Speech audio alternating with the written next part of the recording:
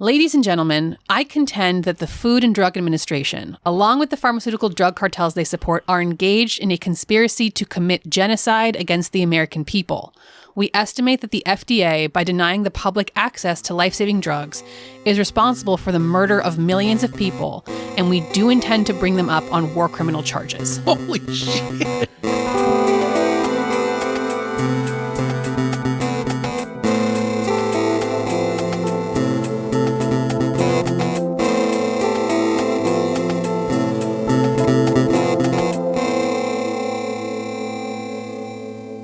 Welcome back to Culture Just Weird. I'm Kayla, one of your hosts, and I'm a TV writer. I'm Chris. I'm the other host, and I make games. This episode is the third in our series on the Church of Perpetual Life and its founder, Bill Faloon. If you'd like to chat more about these episodes or any of our other episodes, you can find us on Discord, linked in our show notes. And if you'd like to support the show, you can head over to patreon.com/culturejustweird. We also have a new website. We do. Announce your new website. Well, it's the same. It's culturejustweird.com. It's the same domain. But we just got a new hosting thing that's like got a cool podcast specific stuff. So now we can if you're visiting the website, you can sort all of the episodes by category, and our social links are better, so we can link to individual episodes, and it looks cooler. And we did some custom art for it. There's a couple of cool little things over there. So go check it out. Check it out. culturejustweird.com. Yeah. Last week on the show, we learned more about Bill Faloon's trajectory from his desire to defeat death to an interest in life extension to a career in fundraising for life extension research via the selling of vitamins and supplements, to his run-ins with various government agencies like the FDA and the IRS, to the founding of the Church of Perpetual Life, a religious organization centered around providing fellowship for other life extension enthusiasts. We ended the episode by touching briefly on another endeavor started by Bill Faloon, the FDA Holocaust Museum. That sounds nuts. But first, there's something that's been on my mind since we recorded the previous episode. What's that? And I think it's something really important to bring up and to talk about. Lay it on me. Just the context of this whole thing is that if you take the leading consonants of Bill Faloon's first and last name, it's Phil Balloon. That's his alter ego. That's his evil twin who has a different last name. I just thought that was really important to bring up. Yep, Phil Balloon. Phil Balloon. Definitely going to accidentally say that now. Think about it. So, to start us off, I am going to make an obvious statement. More obvious than the one you just made. That was an insight, not a statement? Bill Faloon hates the FDA. Yeah, I figured based on the fact that he owns or curates. What does he do with this? It's FDA his museum. Holocaust He made the museum. I feel uncomfortable even saying FDA Holocaust Museum. We'll get into it.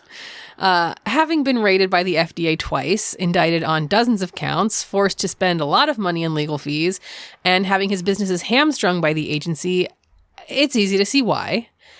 It's also easy to see why from an ethical standpoint, from Bill Faloon's framework. He thinks we're all terminal patients suffering from the illness of dying and eventual death, and the FDA's slow speed of approving drugs or refusal to approve drugs that might have potential life-extending qualities condemns us all to death in his eyes.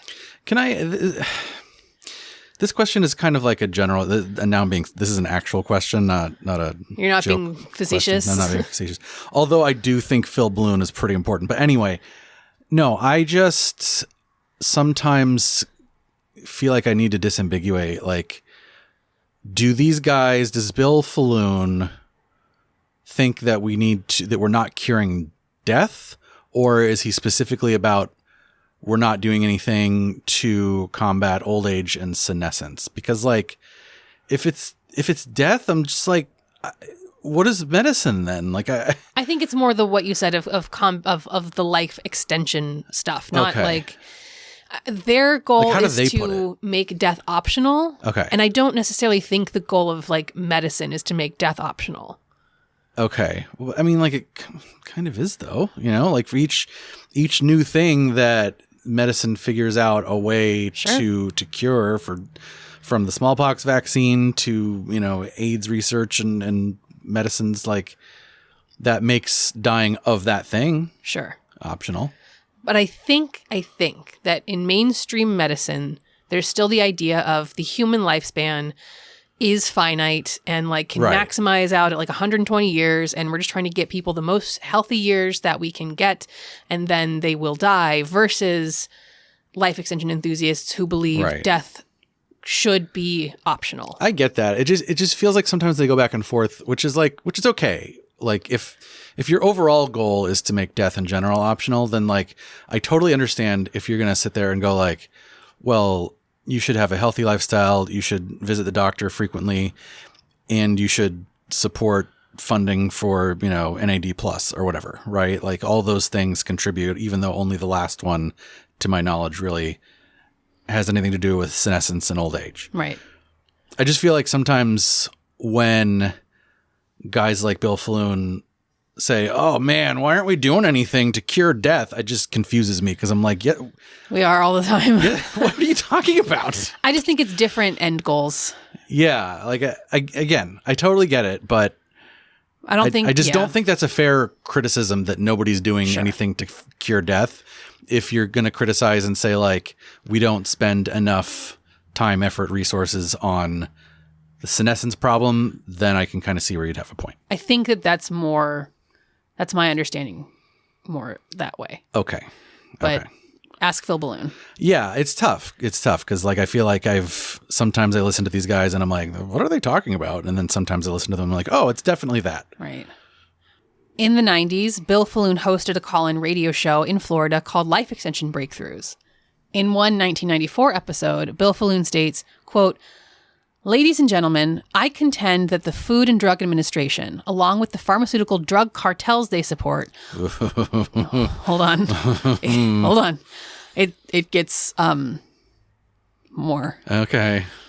"Along with the pharmaceutical drug cartels they support, are engaged in a conspiracy to commit genocide against the American people." Hold on. "We estimate that the FDA, by denying the public access to life-saving drugs, is responsible for the murder of millions of people, and we do intend to bring them up on war criminal charges." Holy shit. That's, I think that the phrase for that is incendiary rhetoric. Dude, look, criticize them for sure. You can definitely criticize Big Pharma. You can definitely criticize the FDA, but that's insane.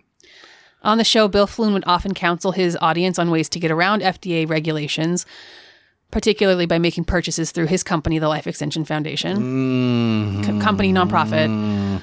I should note that Life Extension Breakthroughs has been characterized as an infomercial, given that Life Extension Foundation paid $2,000 per episode to air on WINZ. Okay. So it was like a paid spot. Okay.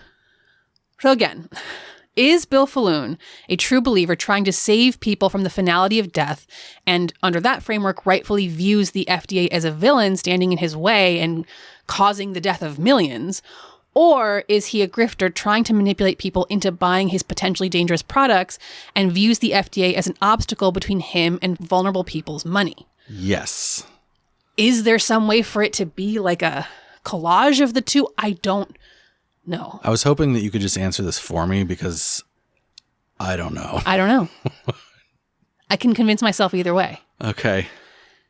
Before we try to squeeze out an answer from that, even though we already tried, before we try to fully wring out an answer to that, let's talk more about the FDA Holocaust Museum. Please. I think that we mentioned it last week, and my opinion does not change. The usage of the term Holocaust here is questionable at best, and I don't care for it. Don't care for it. Opened in 1994, the museum was a small storefront available to the public dedicated to spreading the word about the FDA's quote-unquote crimes. It's papered with exhibits touting the breakthroughs of life extension technologies while also decrying the FDA's various failures to act. The museum went so far as to, this is really bad, literally compare the FDA to Nazis. So it's not using Holocaust in like a general sense. It is specifically evoking a particular the Holocaust as we know it of the 1930s and 40s. And it had like a gift shop. I'm calling it a gift shop. It's a retail section. It had an area where you could make purchases. I shouldn't call it a gift shop because I don't think it had like merch of like I hate the FDA. I think it was more like here's a place you can go to the FDA Holocaust Museum, and then you can go through this door and like buy the supplements from Life Extension Foundation. Dr. C. Everett Koop with a Nazi uniform on. Maybe. I don't know. Actually, as a Surgeon General, are you head of the FDA? I don't know. I don't remember. In an article for the New Miami Times, journalist Stephen Allman recounted an experience an undercover reporter had at the FDA Holocaust Museum. The curator there put on a videotape for the reporter that largely centered on the medical value of ozone and claimed that it can cure a number of diseases, including AIDS. And this is in 1994. Ozone? Ozone.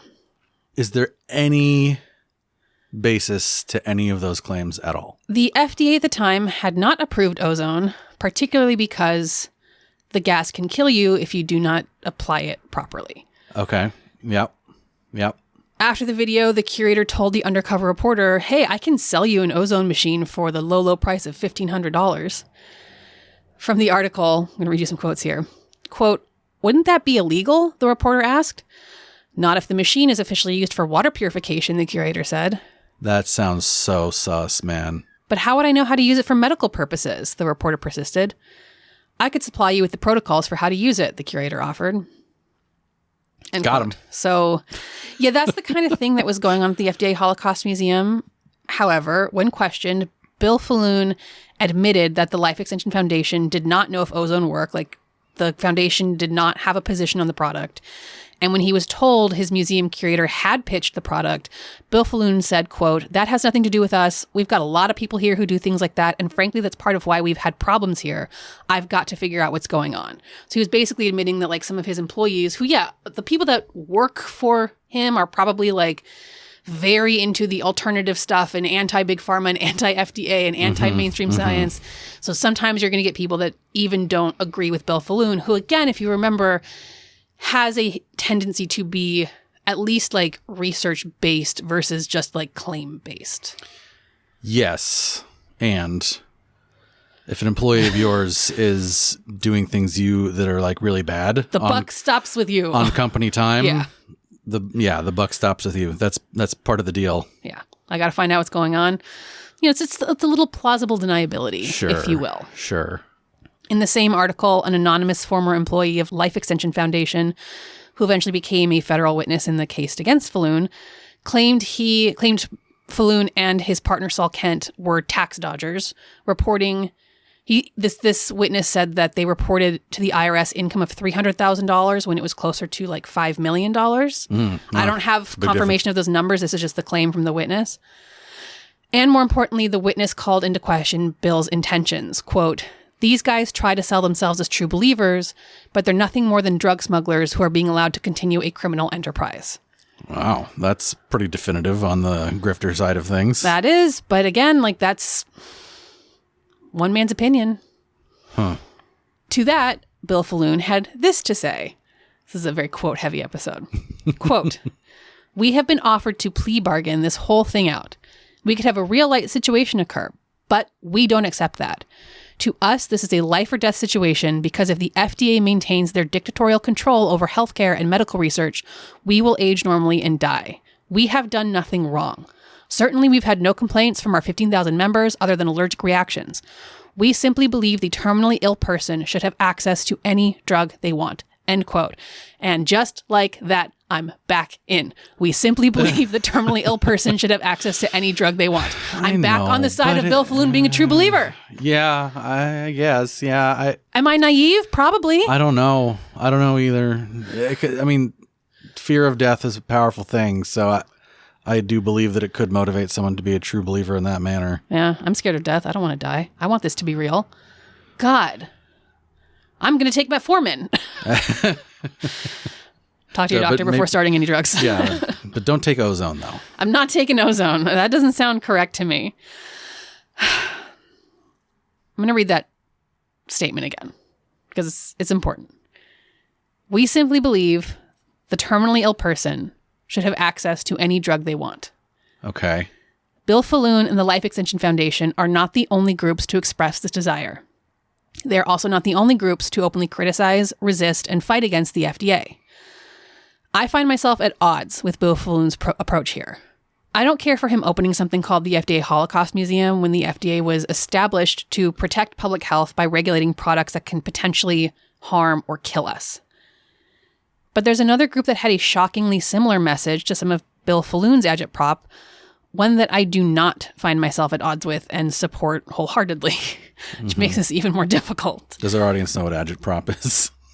Who doesn't know what agitprop is? Not everybody that is listening to us may be as militant a leftist as you. Agitating rhetoric, agitating propaganda. Propaganda meant to stir an agitated response in you. Yeah.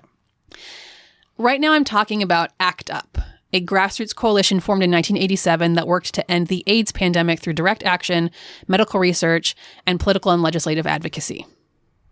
ACT UP was one of the most visible and arguably one of the most efficacious groups that challenged the American government's failure to deal with the AIDS crisis. They were experts at drumming up media coverage and were responsible for iconic slogans such as "Silence equals death," originally appearing on posters of black backgrounds with a pink triangle, the symbol that Nazis had once used to identify gay and queer prisoners in concentration camps. They were responsible for a number of powerful actions, including 1992's Ashes Actions, in which activists scattered the ashes of people who had died of AIDS on the White House lawn, protesting the inadequate government response to the crisis. So I see, with the pink triangle thing there. Yeah, that's, again, using... Yeah. I mean, I guess that's that's everybody's favorite agitprop, right? Like, I get it. I mean, the argument that, gay people were being, genocided via inaction is I'm on the side of that claim. Yeah, no, I just mean comparing stuff to Nazi Germany is sort of the go-to. Yeah, it's powerful. It's powerful. It makes sense. And at least in that case, they have an actual symbol that was used. It's not what does Bill Faloon have? Sure. There's no life extension. People were being put in concentration right, camps exactly, in the Holocaust for wanting life extension drugs. Right. Another action of particular note from ACT UP was the 1988 seize control of the FDA, in which AIDS activists shut down the FDA for an entire day by blocking doors, walkways, and roads into the building. 1,500 protesters held up a black banner reading Federal Death Administration and chanted, "Hey, hey, FDA, how many people have you killed today?" Jeez. So why were they so mad at the FDA? We'll get to that. Okay. Activist David Wojnarowicz, an HIV-positive artist, wore a jean jacket with a painted message on the back that I will never forget. Quote, "If I die of AIDS, forget burial. Just drop my body on the steps of the FDA." He eventually did die from AIDS in 1992, and his ashes were spread on the White House lawn during the Ashes Actions. Wow. I know. Along with protest, ACT UP activists armed themselves with deep and thorough knowledge of the FDA drug approval process, becoming experts themselves. A working group within the organization spent a year educating themselves on the drug approval process in the FDA prior to the action, and then educated the entire body of ACT UP through a 40-page handbook and a series of teach-ins. So everybody who participated in this action knew how the FDA worked. ACT UP prepped the media before the action, ensuring that not only were journalists and TV stations there to document, they already knew the messaging and could report on what was going on and what the intent was accurately and fairly. Go study ACT UP if you want to be any sort of activist these days. According to Douglas Crimp, an AIDS activist at the time, quote, "ACT UP's fundamental contention," here, this is to answer your question. ACT UP's fundamental contention was that with an epidemic disease such as AIDS, testing experimental new therapies is itself a form of healthcare, and that access to healthcare must be everyone's right. So the FDA was dragging its feet on... Correct. Okay. And it was saying, no, you can't... People are dying. Try this drug? Correct. I don't even what are they regulating there? The sale of such things or the actual usage? Let me read you. So ACT UP had presented the FDA with clear and precise demands of what they wanted. Okay. Let me read those to you because I think it helps explain. Okay. This is a little bit long, but I think it's really important. Number 1, shorten the drug approval process. The FDA must ensure immediate free access to drugs proven safe and theoretically effective. That is, as soon as phase 1 trials are completed, together with clear information that the drug has not yet been proven effective. Number 2, no more double-blind placebo trials, because giving a placebo to someone with a life-threatening illness is unethical. The FDA must inform designers of clinical trials that it will not accept data based on placebo trials. Instead, new drugs must be measured against other approved drugs or, where there are none, against other experimental therapies, different doses of the same drug, or against what is already known of the natural progression of AIDS. I didn't know that they used to do placebo trials. Apparently. Wow. Number 3, include people from all affected populations at all stages of HIV infection in clinical trials.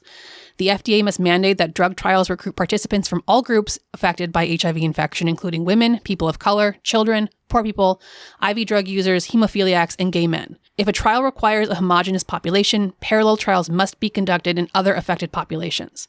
Moreover, trials must be opened to people at all stages of HIV infection, not simply those with CDC-defined AIDS. Number 4, Medicaid and private health insurance must be made to pay for experimental drug therapies. And number 5, the FDA must support rather than harass community groups working to keep community members alive. In other words, trying to do what the federal bureaucracy has thus far failed to do. Does that kind of explain like what was going on and what the demands were? Yes, that tells me what was lacking at the time. Yeah. After this action, government agencies like the FDA and the NIH began to change course on how they approached AIDS. According to, again, Douglas Crimp, quote, "The success of seize control of the FDA can perhaps best be measured by what ensued in the year following the actions. Government agencies dealing with AIDS, particularly the FDA and NIH, began to listen to us, to include us in decision-making, and even asking for our input," end quote. So, okay, how does that make you feel about Bill Faloon's approach to the FDA? Oh, I was just about to ask you the same thing. I'm not sure yet. Somehow it still feels a little different to me, but it is interesting how similar their approaches seem to be. I just, for some reason, it feels like ACT UP has more of a case, but I can't really put my finger on why. I think it's viewing, if you don't view death as the same kind of crisis or pandemic as AIDS, right, then how could you view them as equal? But if you do, then you're viewing them as equal. And so again, that's why we keep going back to like, is Bill Faloon a true believer or not? Because the intent does seem really important here. Yeah. I don't agree with him that death is the same as AIDS. I can maybe understand that mentality of they're not the same, and I don't think that anybody would argue that they're the same. However, Bill Faloon has argued that like death is allowing death to continue as it is like quote unquote genocide, is killing millions, is murdering millions of people. Yeah, I think you're right. I think that's what it is. I think it's that like I just can't overcome my internal bias of senescence and death by natural causes as being anything other than natural. Not that I care for it, but like I can't wrap my mind around like that paradigm of senescence being like this thing that like we have been neglecting to cure. Right. It doesn't make it easier. Because I find ACT UP and what they did and continue to do like some of the most impressive and empowered and powerful and inspiring like activist actions that have ever taken place in this country. Mm-hmm. I'm firmly on their side of like, yeah, those demands to the FDA seem incredibly reasonable. Mm-hmm. And then with Bill Faloon, I'm like, I don't know if you should have an FDA Holocaust museum. Right. And, you know, in my head here, I'm thinking too, like, well, you know, the other thing is like with the AIDS crisis, it was like primarily like a marginalized group that was being affected. There was obviously effects more than, you know, just the gay community. But it largely affected marginalized groups even outside of the gay community. Right. Yeah. Even outside of. And I'm like, oh, well, you know, and that's not the case with old age. But then I'm kind of like, well, or is it though? Because like we do kind of neglect elders a bit in this country, you know, like once you get to be a certain age, like we just sort of forget about you. Yeah. And that's the thing that they seem to be harping on is the senescence bit. Right. So like once you get to be an age where we're like, I don't really care to fix that problem anymore. then it does kind of start to feel a little Right, bit like right. AIDS. Yeah, elder advocacy is like extremely important and like dovetails with like disability advocacy. And like we Right. can get into some like incredible disability advocacy movements and actions that have happened in this country, like, and how that ties in. Well, this is hard. I know. And we're kind of approaching a conclusion here. And I do want to run the Church of Perpetual Life through the Culture Just Weird criteria before we wrap up the topic. Yeah. But I have one more thing I want to touch on before we get to that. As I was doing research for this episode, I, of course, like, you know, I researched news articles, but I also went to Wikipedia, and I just gave them money, and you should too. Went to Wikipedia for the Life Extension Foundation. And if you scroll down to like my favorite section on all of Wikipedia, that See Also section, it hits you with a Popular culture. Oh, love it. It hits you with a hyperlink to something called the Health Freedom Movement.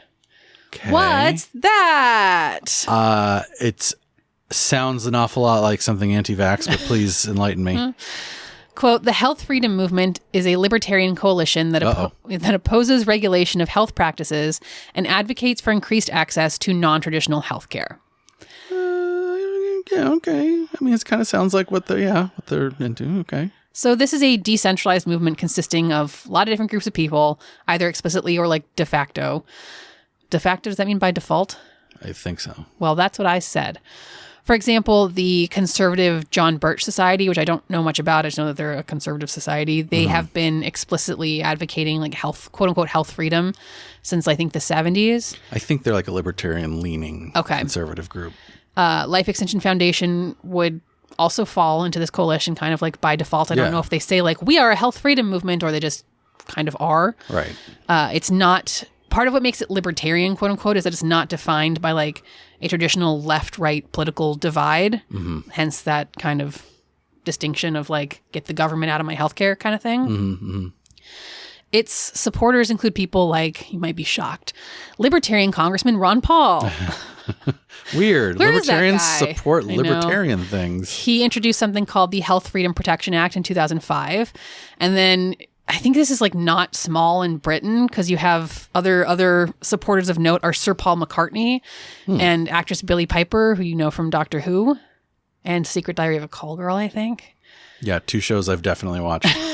They're really, really, really, really big into vitamins and supplements. And along with folks like Bill Faloon, have worked to ensure that these products are exempted from U.S. regulations requiring evidence of safety and efficacy. That's like their big thing.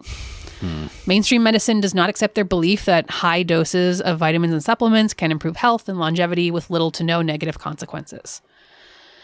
The Wikipedia page dedicates a section to the Dietary Supplement Health and Education Act of 1994. We talked about that last week, how Bill Faloon helped bring that about.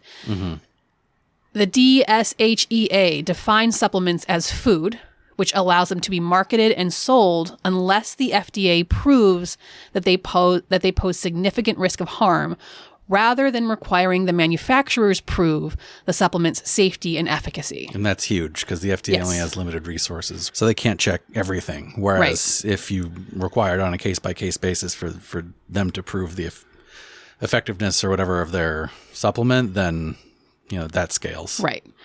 The FDA also cannot take action unless manufacturers make medical claims about their products or consumers become seriously ill. So just don't do those 2 things and you can sell whatever the fuck you want. Sick. It's like when Michael Moore named his healthcare documentary Sicko. Oh, yeah. Which that did radicalize me, I won't lie. Yeah. I haven't watched it since it came out, so it could be a piece of shit. I don't know. It probably is. Consumer Reports magazine claims that in a poll in 2002, this showed that 59% of respondents believe supplements had to be approved by a government agency. 68% believed that supplements had to list side effects on their label. And 55% believed that supplement labels could not make claims of safety without scientific evidence. And these beliefs are false, as outlined by the DSHEA. Yeah, I think that, I don't know, I might have answered yes on several of those too. Sure. Yeah. Because it seems like... If you're a supplement, you can kind of say whatever you want. Yeah, and it drives me seems like insane. you shouldn't, but you totally can. Like I mentioned, the Health Freedom Movement has campaigns elsewhere, like in the UK, elsewhere in Europe. So like, at least it's not just us. At least we're not alone in this in the little United States. Health freedom movement folks tend to fall into the conspiracy theorist camp, particularly with the belief that any restriction on supplements is a move to protect big pharma, which God, that one's tough because like big pharma does legitimately suck in so many ways. Like it does. We don't have time to go into it here. There's so many ways in which it does suck. Yeah. The overriding profit motive. Yeah. Just inherently erodes trust from like what is what the pharma companies actually. Yeah, exactly. Yeah. But also like supplement pushers also suck. Yeah, I know. But again, it just feels exactly like the QAnon thing that we were talking about, where it's like, yeah, the QAnon is cancer and cancer is really bad, but also we should address the carcinogens that got us there in the first place. Yeah, that's a good point. From Wikipedia, quote, pharmacist and big pharmacist. Pharmacist and skeptical writer Scott Gavura notes that the reverse is more often true and that, quote, governments around the world have consistently given manufacturers the upper hand, prioritizing a company's desire to sell a product over a consumer's right to a marketplace with safe, effective products. The DSAGA is like the quintessential example of this. Okay. And what is the acronym stand for again? Dietary Supplement Health and Education Act of 1994. Okay, right. The one that said that everything's food and you don't have to disclose. Okay. So again, DSAGA, companies are allowed to market and sell supplements without going through any of the trials and regulations, quote unquote, big pharma is held to. Can we just call it DSHIA? DSHIA. And to be clear, like people do get harmed by this. Right. A review published in 2015 found that the increase in supplement uptake had led to the adulteration of dietary supplements by the addition of synthetic drugs, which is illegal for manufacturers to do. So like, remember Hydroxycut? We all took Hydroxycut. Okay, I did not. But you didn't take Hydroxycut? No, I never did. Oh, but man, it was going around my freshman dorm at the time. Because it made you feel great. No, there was this guy. I won't say his name. He's a totally cool dude, but like he was like one of those fitness guys. You know those guys, like super fitness guys. And so he was like, I don't know. He was a year ahead of us too. So he was a sophomore in our freshman dorm. There were a few of those, and he would go around and he had this Hydroxycut. So he'd be like, "Hey man, like, do you want some of my Hydroxycut? It's like really good. It helps you study." And like a few of us were like, "Get away from me, like you drug pusher." And but then a few of us were like, oh, sure, I'll try it. But then like it definitely got to the point where it was like the people that had tried it had been like, hey man, I have a test tomorrow. Do you have any more of that Hydroxycut? That really helped me last time. I need some more of it. If you're taking a supplement and it has this effect on you, like there might be something not great in it or something that should be regulated in it. For example, Hydroxycut ended up having ephedra in it, which was eventually banned by the FDA. And Hydroxycut had to reformulate. So I'm glad that they did that. Do you remember that TikTok that just got served to us? No. Oh, about the pre-workout? About the pre-workout? Yeah, if your pre-workout is making you go like, I could run 17 marathons, there might be something not great in it because, again, it's not regulated. The TikTok we got was like some like meat influencer, some guy that like, does fun videos where he cooks meat. Yeah. I think, what was it? He dry aged a steak in pre-workout. And he had to go to the hospital. And then when he ate the steak, he had to go to the hospital because so much caffeine had gotten into the meat just from dry aging it in that shell of pre-workout that he got like caffeine poisoning. Yeah, don't do that. Don't dry age your meat in pre-workout. Maybe skip the pre-workout. I don't know. Yeah, I mean, I've taken supplements before, but I do try to check that it's just like not just caffeine, not like just ephedra, vitamin B, and like GABA or something. You know, not like nothing super active. Along with things like the synthetic drugs being in products, the overconsumption of vitamins in large doses, which is something that is often undertaken by health freedom movement folks as an alternative therapy, like drowning yourself in vitamin C or whatever. 1,000,000% of vitamin C each day. This can lead to something called hypervitaminosis or vitamin poisoning, which can be harmful to your health. Yep. So don't do that.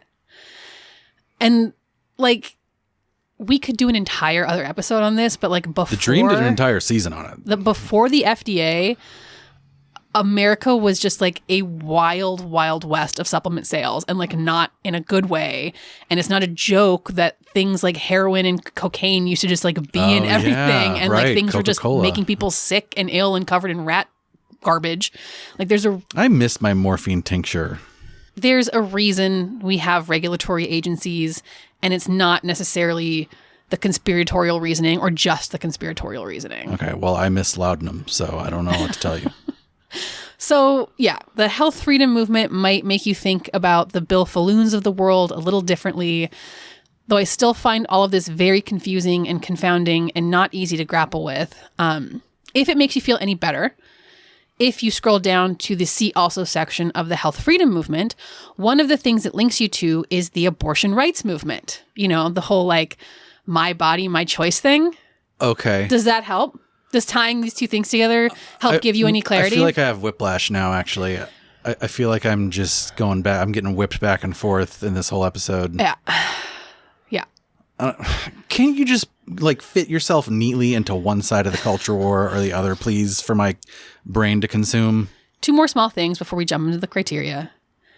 First, two reasons that the FDA regulates medical treatments and says like, yes, you can do this one or no, you can't do this one are because one, unapproved therapies might be harmful, causing further illness and injury to those already sick or who perceive themselves to be sick. I thought that was the only thing. There's a second thing? And two, because seeking out unapproved therapies might make people delay seeking out the approved therapies that they definitely do need. Oh, okay. So if they're like, I can like do Gerson therapy, which is like a quack cancer treatment, versus like, I'm going to do that before I do the chemo. Right. They do the fake thing, and then it's too late for the chemo, and then Too they late die. for the real thing. Yeah. Lastly, Bill Faloon has done things like talked about how toxic and killer things like chemotherapy are, and suggested that you seek out life extension recommendations for alternative therapies. So he's like anti-traditional cancer treatment? I think he can be at times. That sounds a little dangerous.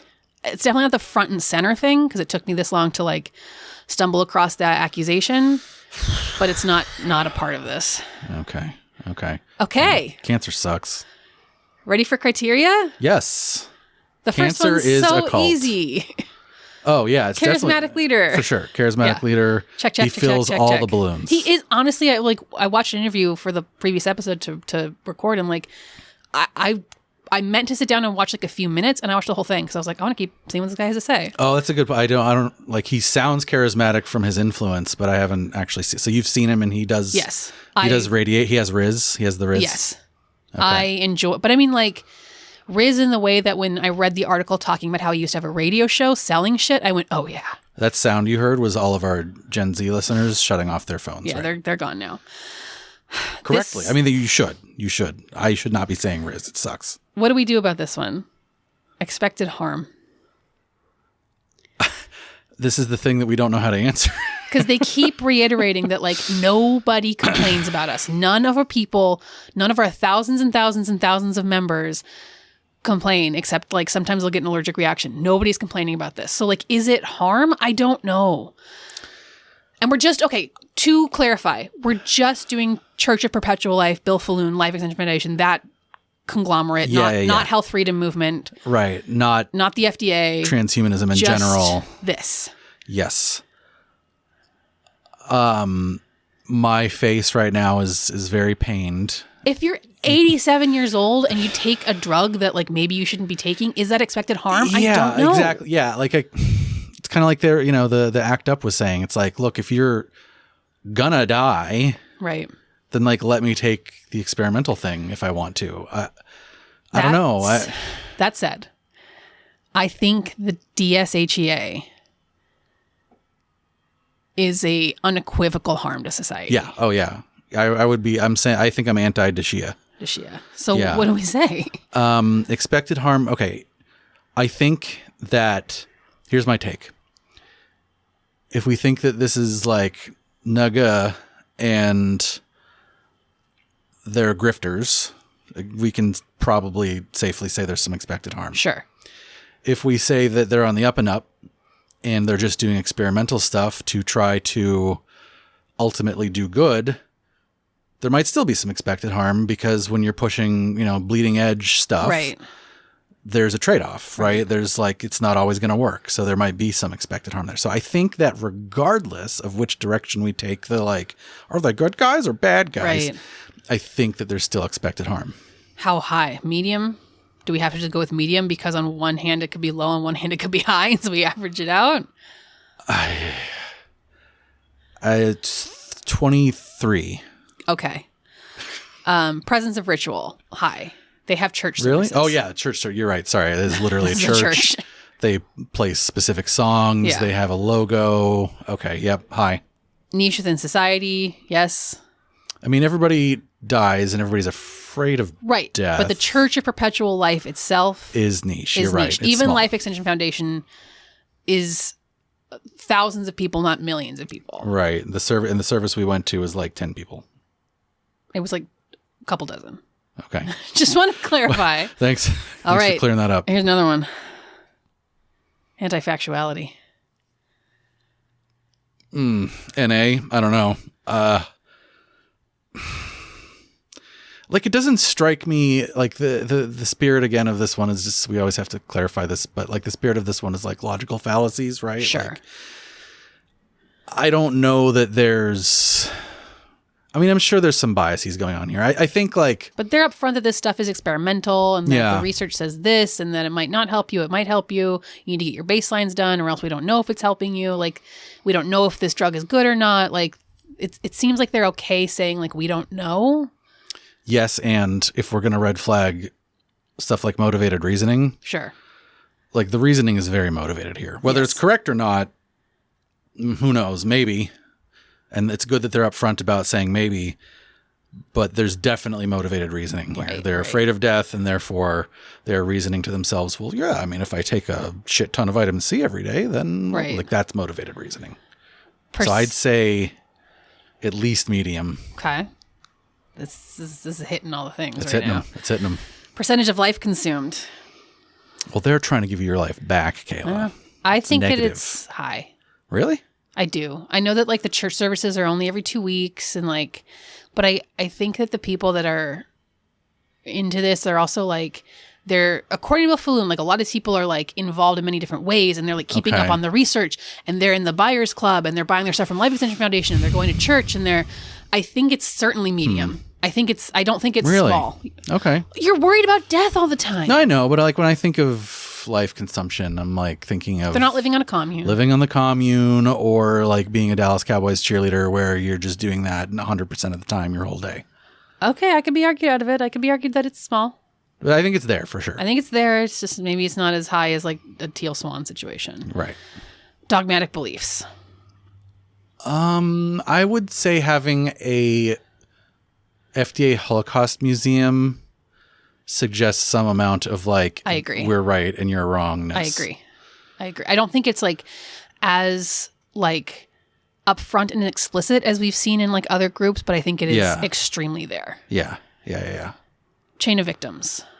I don't feel like there's a recruitment aspect to it where one person gets taken in and then starts taking in other people. I'm sure that happens. I'm sure that like that happens, but it's not as like codified as an MLM. Yeah. Can I say something? I kind of feel like chain of victims is like, It's chain of recruits is what we should be calling chain it. of recruits. Either way, chain of recruits. I kind of feel like that criteria is just like for MLMs. Like I kind of feel like most of the stuff we talk about Well, some of doesn't these really have that. Some groups we've talked about have been like the Amish.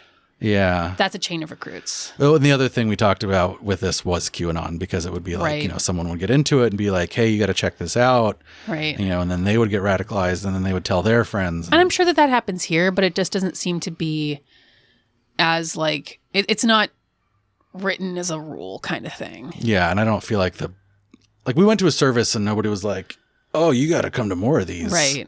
Tell your friends. Safe or unsafe exit. Well, you're dying if you're exiting this, so that's pretty unsafe.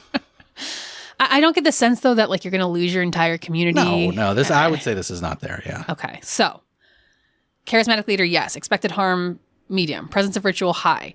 Yes, niche within society. Medium anti-factuality.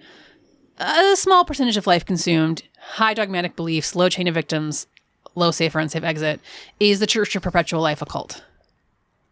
Or is it just weird? This is right on the cusp for me. I know. It's a cusper. Because I don't think... I just don't think that having a plurality of the criteria hit, like I don't think like 50% plus one is enough, you know, right. like if you're, or sorry, simple majority is enough. But this isn't that. This is what, like 6 of 8 or something? Yeah. That's right around it. Let's say yes, just for funsies. Yeah. I think it's a cult, but I think it's not a cult in the way that like somebody who's getting their PhD in new religious studies would like want to write a ton about this or like I don't know though, like with all of the actually. trappings of like church, that might be something that's right up their alley. Like when I attach a category to this on the website, I'm definitely going to put it in new religious movement. I think it's a cult, and I think it's not the same kind of danger as we see with like Teal Swan and QAnon. Yeah. It's more, although we did say expected harm was there. I'm confused on that one. Look, I hope that our people listening have been able to draw their own conclusions and like tell us what you think, because we are having a hard time with that one. I am washing my hands of telling you what to think this time. Although I normally do like telling you what to think. Yeah, that's why we have a podcast. So that's it for the Church of Perpetual Life. Kind of. What do you mean, kind of? So you and I have talked about, we wanted to continue our deep dive into Tescrial, into the concept of Tescrial until we like hit every letter of the acronym. And this kind of was a little bit of a detour, definitely dovetails. So next week on Cult or Just Weird, we are going back to the origins of the Church of Perpetual Life to hit that C, Cosmism. Remember, one of their prophets is the father of Russian Cosmism, which was the father of Cosmism. Ooh, Russian Okay. Yeah, that's right. No, I remember that from the first episode. That's crazy. Yeah.